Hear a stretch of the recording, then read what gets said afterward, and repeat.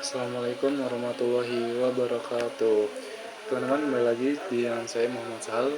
Pada kesempatan kali ini saya akan membahas tentang sesuatu yang sering dipakai di dunia desain grafis, ilustrasi sampai UI UX, yaitu adalah isometric design, atau ada juga yang menyebutnya isometrik.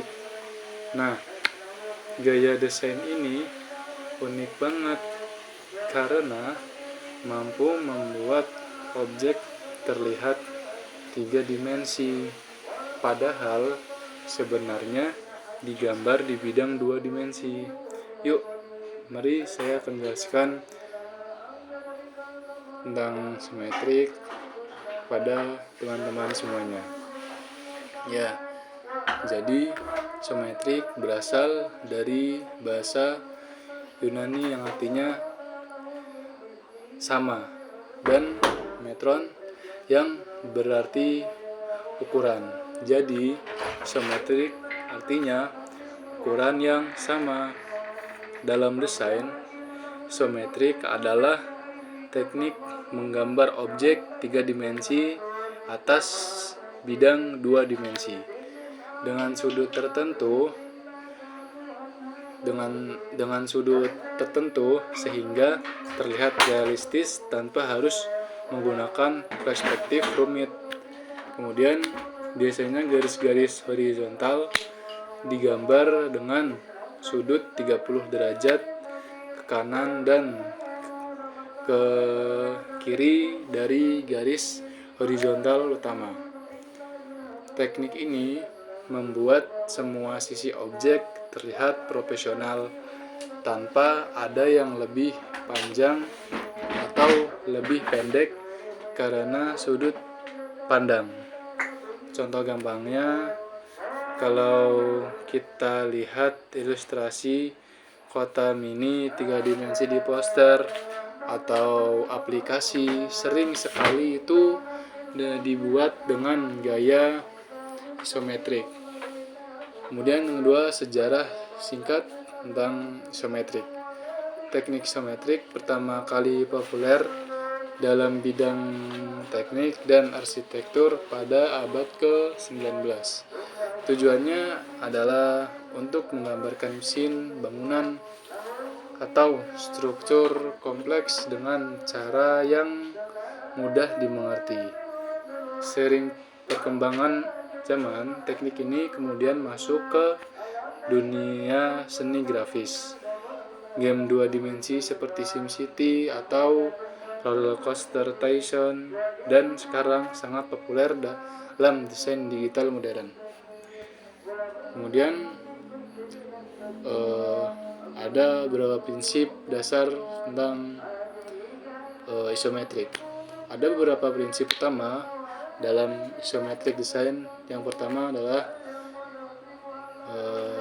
sudut 30 derajat.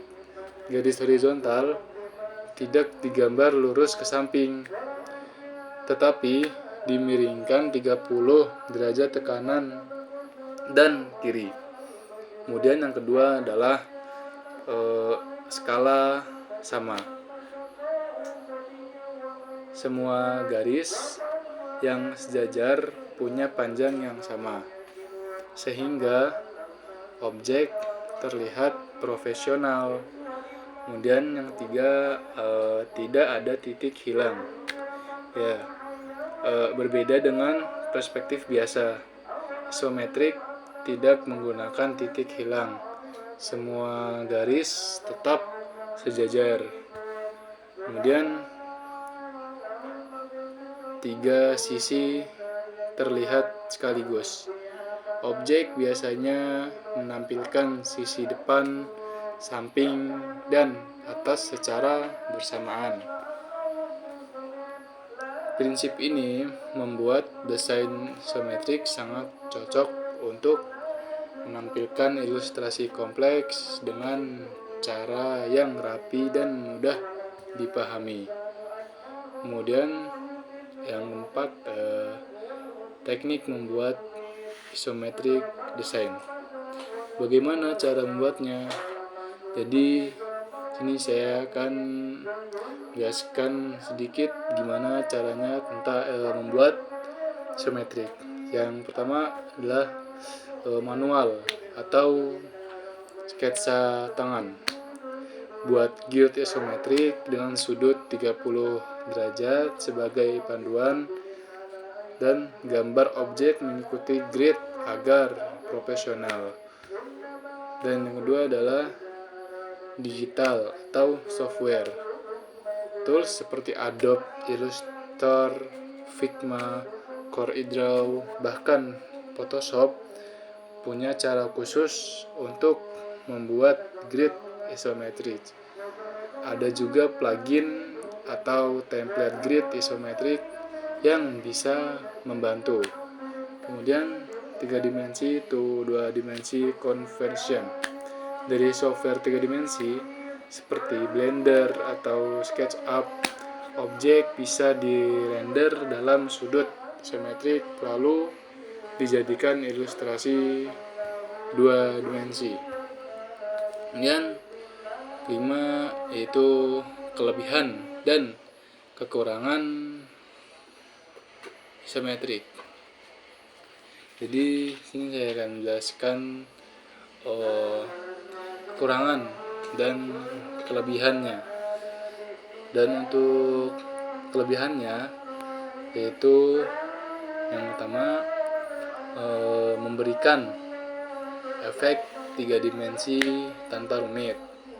Kemudian kelebihannya yang kedua adalah sangat cocok untuk visualisasi data, peta, atau infografis.